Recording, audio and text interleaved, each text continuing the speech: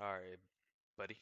So, man, episode 7 of Bleach, man. Guys, this episode, it was a wild ride, man. It was a wild ride, man. I will not lie to y'all. I will not lie to y'all, man. This episode, it almost had me crying, man. Like, teared up. Like, it was beautiful. It was just beautiful, man. Like, beautiful, man. So we start off with Old Man Yama, man. We get to see the original Gote 13. We see the original 13 right there. We see Yuha Yuda's whole Quincy clan is getting slaughtered by the original 13, by the original Gote 13. And then we get to see Sasakibe stabbing back. That was beautiful right there. That was beautiful to see right there, man. Sasakibe was the last one to throw it down with this Bankai and finish that motherfucker off, man. And then we cut. This was also beautiful right here, bruh. A flashback scene of Shunsui as a kid and Old Man Yama, like just in a little hut. Shunsui was looking at a portrait of Yama back in the past while he was destroying the Quincy, basically. And Yama was like, if I ever, that was a curse of relics of the past, but if it ever comes back again, then I will. And then it cuts to Yama. It cuts to Yama getting just chopped, man. Just chopped. Oh my. Just chopped, man. Dead, man. Gone. Gone. Then we cut back. We cut back to it, man. We cut back to that beautiful portrait, and it's just that's it, bro. That boy Yuha Baha was like, he was like, you old man, you old. He was just roasting him, bro. And it was so beautiful seeing how while he got sliced in half, basically, while Yuha was still talking, his bottom half was still standing up, bro. That's his will. His will to fight was still there, man. It was still there. His other half of his body that was the down part of his body was still standing up basically. And then once Yuha was walking away, that's when Yama put his hand on Yuha's cloak, and he's dead. But his will was so strong, it's almost like a bug or a fish. When they die, somehow the body still moves. It's kind of the same here, but it's just straight animal instinct, like his raw emotions for like what you call it? Like just he wants to succeed, bruh. He wants to really do it. He really wants to, man. His will to fight is amazing. Amazing, man. Amazing.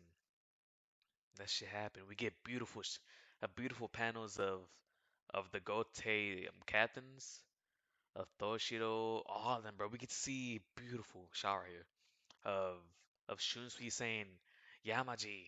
And that shit was so clean, man. It was beautiful. Like you heard it in his voice right there. The voice acting was beautiful. He really said it like if he actually died in real life, man. He was like Yamaji. That shit, man, that was beautiful.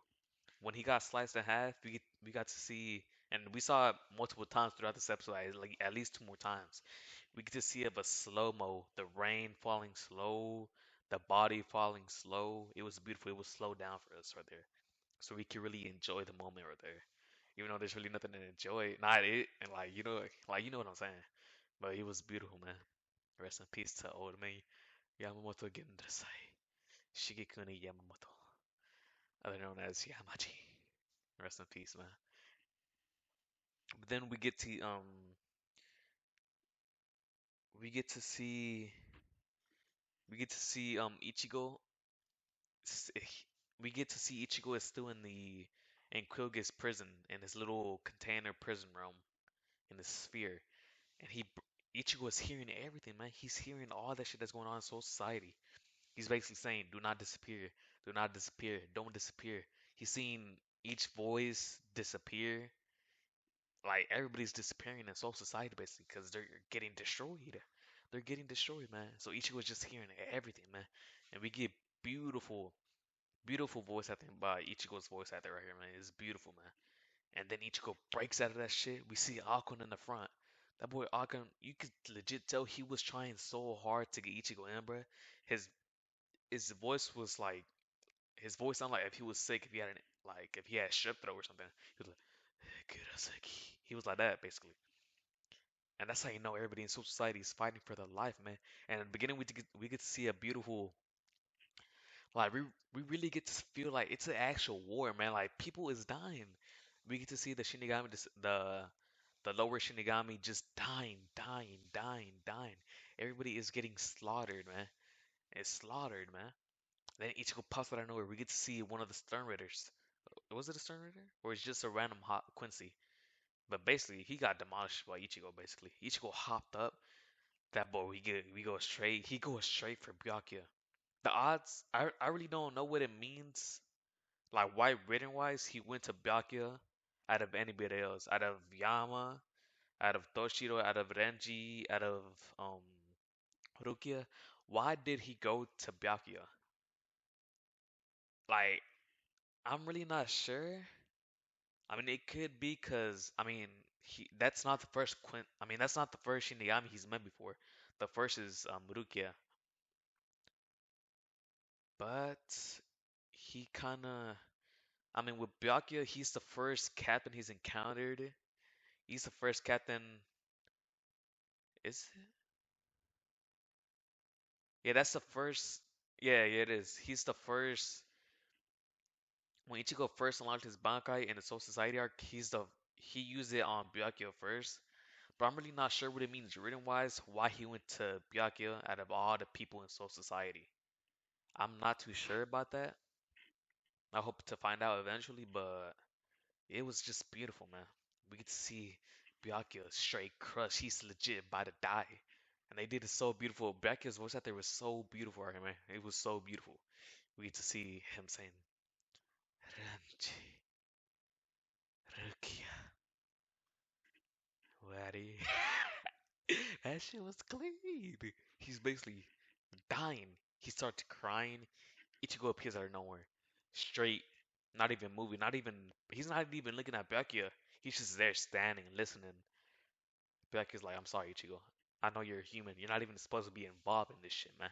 You're not even supposed to be involved in this fight. And yeah, I'm asking for this one last request before I die. Save the Soul Society. Tanome. Soul Society no momote kure. Kurosaki Ichigo. Ah, beautiful man. Yeah, that shit was clean, man. And right there, man. Like also, and this it's beautiful writing too, cause cause Ichigo is the first one to get Byakuya out of his comfort zone, basically, to open up Byakuya and to like stop being so like fucking moody, so stiff, basically. Ichigo is the one that broke the barrier for Byakuya, and for him on his deathbed to tell Ichigo to open up for the last time. Ichigo, please, I'm asking you and you only, save the Soul Society. That works really well, like written wise. It's beautiful writing, beautiful storytelling by Taita Kubo. Amazing writing right here, amazing, amazing. And then we just see a beautiful panel of Ichigo. Beautiful panel. I'm not sure if it was better than the manga, but this shit was still clean. And we get to see another shots of slow rain. Everything got slowed down. And slowed down. It slowed down. That was clean. He flight straight to to Yuhabat. He throws his fucking he throws his Zanpakuto, his Zangetsu to Yuha, and he's like, "Are you the one that destroyed the Soul Society?" And Yuha's playing with this motherfucker. He's playing with him, man. He's like, "If I did, yeah, it was me." So, and then we see Ichigo rage. I think this is the first time we've seen Ichigo raged. Nah, what I'm tripping, man. What the hell? This a couple times we've seen Ichigo rage, but this right here is different, man. This is a different type of rage right here. Like this is crazy, right? Even Hashira, was it Hashira or Yuha? They were like, Ichigo, are you sure you want to fight this in rage right here? Are you sure, buddy? And we get to see. It was kind of like a Jujutsu moment for Ichigo when when we saw in the season 1 of Jujutsu Kaisen of Itadori when he went into rage mode when Junpei died, when he had that one eye open. It kind of looks similar to that where he raged and we saw his eye wide open. It was just all red right here basically. And yeah, that was we could see a cool little action between Ichigo and Yuhabak. And yeah, that shit was clean. It was clean. I will not lie with y'all. But this was so clean, man. And an amazing episode. Amazing episode. A closing to Yama. It looks like a closing. I already know. I know everything, but it looks like for y'all, and it might be a closing for Byakuya right here. Two major characters went out with a bang, basically. The introduction of Ichigo and Soul Society was a crazy episode. This is how you this is how you adapt a manga right here, man. We've been shown by Mappa with Jujutsu and some parts of Attack on Titan how you adapt a manga, and obviously with the big dog Demon Slayer, this is how you adapt mangas right here. They are setting a standard right here how you adapt mangas. And yeah, what a solid episode, man. I don't think I'm missing anything else. I'm gonna watch the episode again easily, and it was such a beautiful episode. It was beautiful, man. Anyways, guys, take care, man.